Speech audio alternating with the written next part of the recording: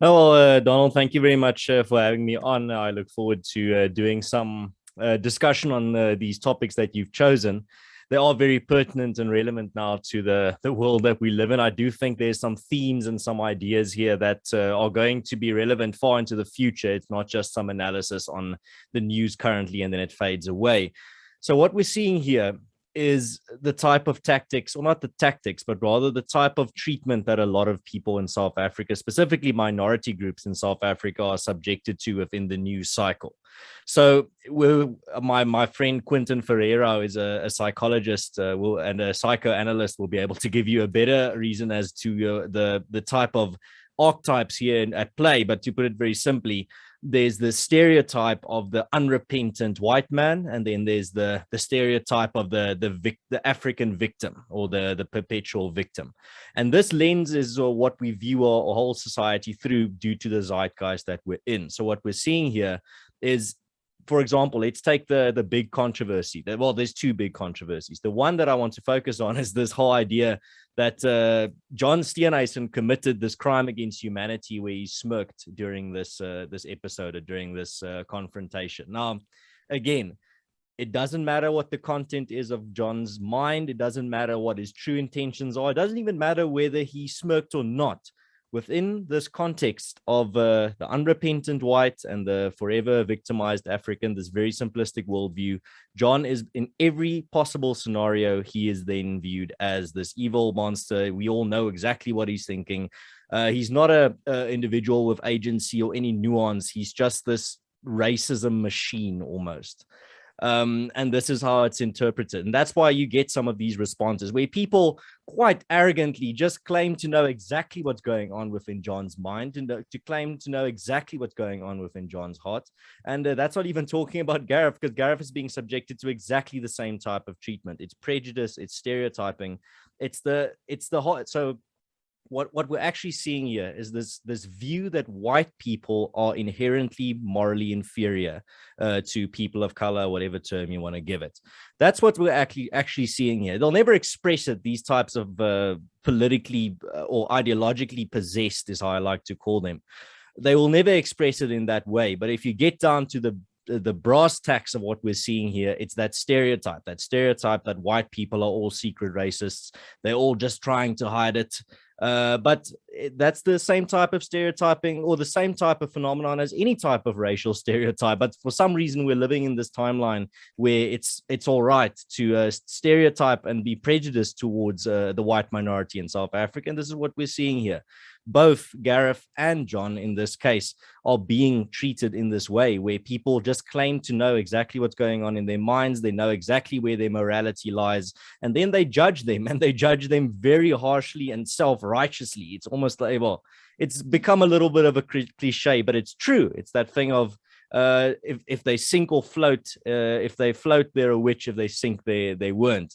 It's like that skit from Monty Python, in that Monty Python film, where the townsfolk bring the witch to the gallows, and then the judge or the guard there asks, "How do you know she's a witch?" And then they pause for a second and they say, "She looks like one." And that's what we're seeing here. It's just very simple racial stereotyping, but it's been excused because of the zeitgeist that we're living in. Mm. I would add to that and say that I can't remember where I've posted this on social media or wherever, but people would only be satisfied with John Steenhuisen if he went on a stage with a whip and he flogged himself and said, okay, he has finally repented. That's the only, for some of these political analysts, that's the only way you can finally satisfy these people. But I mean, yeah, Hugo, what's your opinion on this entire story? Well, this is a long continuation of the victimhood industry playing itself out. I mean, we know that it's the only expanding industry in the dying South African economy at the moment.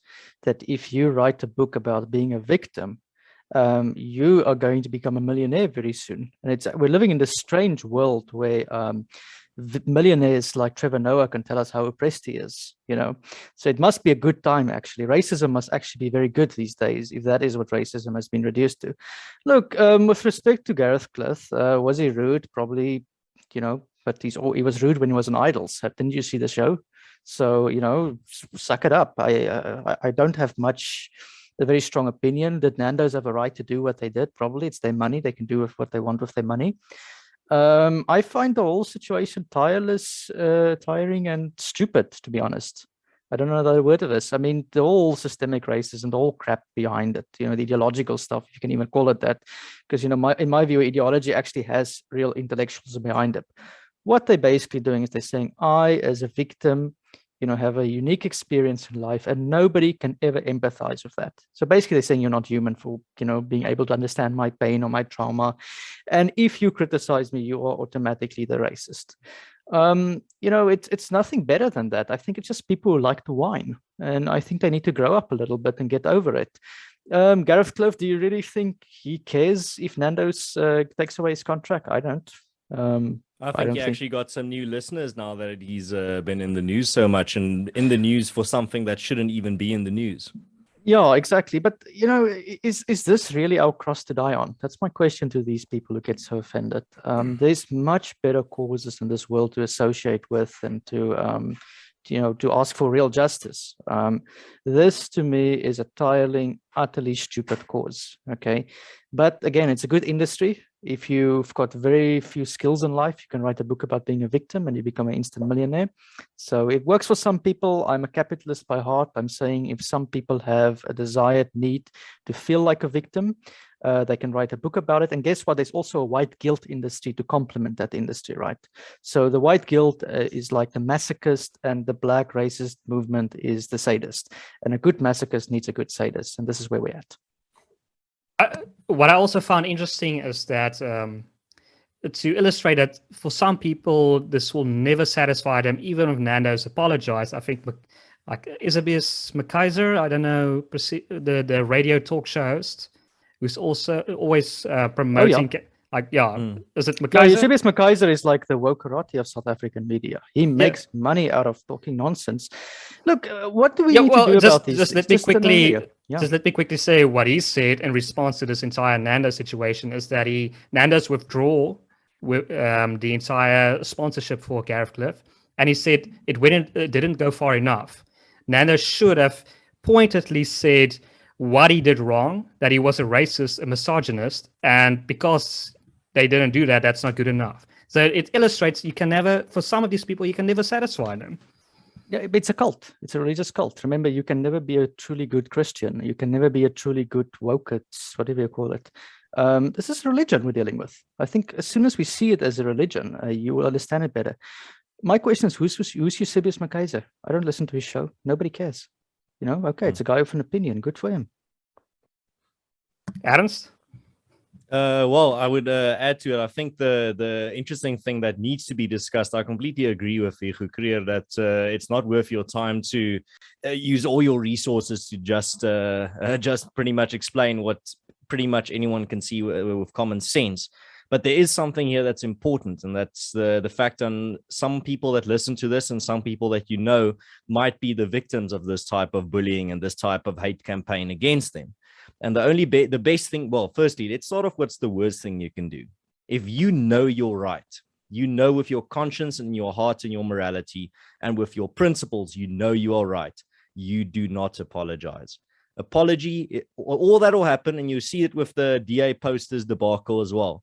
They apologized, and not a single person that attacked them for those posters accepted their apology. All those people just use that apology as a bigger club to now hit them over the head and say, well, your apology is proof of your guilt. You've just pretty much admitted that you are exactly what we called you. And that's exactly what will happen to you. If you're listening to this and you're ever the victim of this type of campaign or being attacked by the mob, and in your heart you're right, what you are, and those people are calling you something that you are not, do not buckle, do not break, do not apologize. It will only get worse. And I'm not saying this as I want to see more people be tough and strong. I just want people to get out of it on the other side, not worse off but better off.